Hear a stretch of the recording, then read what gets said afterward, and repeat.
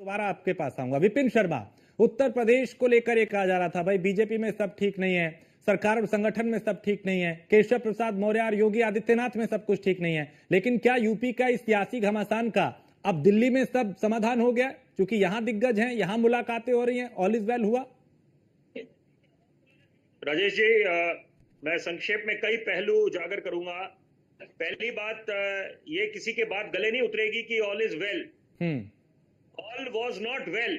और अभी भी अगर ये ऐसे संदेश देने की कोशिश करी है भाजपा की तरफ से कि यहाँ पर सब कुछ मसला सुलझा दिया गया है, तो ये क्या कोई सवाल ये उठता है कि क्या कोई और विकल्प है भाजपा के सामने? क्योंकि एक तरफ जो इनकी सरकार बनी है, सत्ता पे काबिज हुए हैं 2024 के चुनावों के बाद, तो वो सबको पता है कि किसके सहारे हैं क्योंकि स्पष्ट बहुमत मिला नहीं 2014 और 2019 के साथ जब स्थिति थी। तो यहां पर ये बात समझ नहीं है। बड़ी जरूरी बात मैं बोलना चाहता हूं कि देखिए, जब 2024 के चुनावों के पहले हर एक मंच से पत्रकारों का काम क्या है कि हम लोग सारे पहलुओं को उजागर करें, सामने लेके आए। तो वहां पर बोला जाता था कि कांग्रेस की कमियां हम लोग उजागर करते, क्योंकि अगर हम देखें कि मुख्य विपक्ष की भूमिका में क्यों नहीं है कांग्रेस, क्यों नहीं मजबूती से सरकार को घेरने का काम करती, हम लोग उनकी कमियां ये बोलते थे कि ये लोग महज बोलते हैं कि संगठन को मजबूत करेंगे, करनी और करनी में फर्क रह जाता है, अच्छे सलाहकारों की आवश्यकता है कांग्रेस को, सोशल मीडिया का सदुपयोग नहीं करती कांग्रेस पार्टी।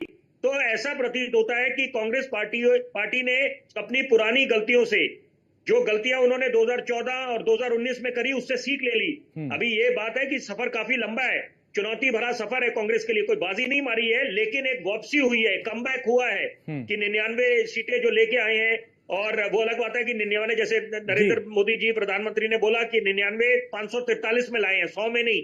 लेकिन ये बात है कि मंथन की आवश्यकता है। कई बातें हैं कि जैसे एक आपस के नाते आरएसएस को लेकर, वो अलग बात है कि अब एक नया दिशा निर्देश दिया गया है कि सरकारी कर्मचारी भी शाखाओं में भाग ले सकते हैं, तो एक अच्छी पहल करी है, क्योंकि कोई ना कोई तो कारण है। There is no smoke without fire. अगर ये खबरें आ रही है अफवाह करके, आप इसको नहीं नकार सकते। तो ये कोई ना कोई कारण है कि जो बोला जा रहा है all is not well between Amit Shah and Yogi, और महत्वाकांक्षाओं की बातें हैं, ऐसी तमाम बातें सामने आ रही है। इसके पीछे कोई वजह होगी, ये बेवजह विपक्ष नहीं बोल रहा। और सबसे जरूरी बात है कि भले ही इस समय जेल में है, और जब बीच में आए थे, अंतरिम जमानत मिली थी अरविंद केजरीवाल को, तो उन्होंने एक बड़ी जरूरी बात बोली। उन्होंने बोला कि अभी देखिए आने वाले समय में मुख्यमंत्री योगी आदित्यनाथ को साइडलाइन कर दिया जाएगा। और उसके पीछे अगर हम पीछे जाएं, वजह भी देखें कि 2 उप मुख्यमंत्री का चयन क्यों हुआ, उसके बाद आप बीजेपी की जो पार्लियामेंट्री बोर्ड है उससे मुख्यमंत्री योगी आदित्यनाथ को दूर क्यों रखा गया। तो यहां पर जब तक देखिए, ये समय की मांग है इस समय भाजपा को, क्योंकि जो महारत कांग्रेस पार्टी को हासिल है कि आप बाकी राजनीतिक दलों के साथ मिलकर एक गठबंधन बना सकते हैं, वो महारत भाजपा को नहीं हासिल है।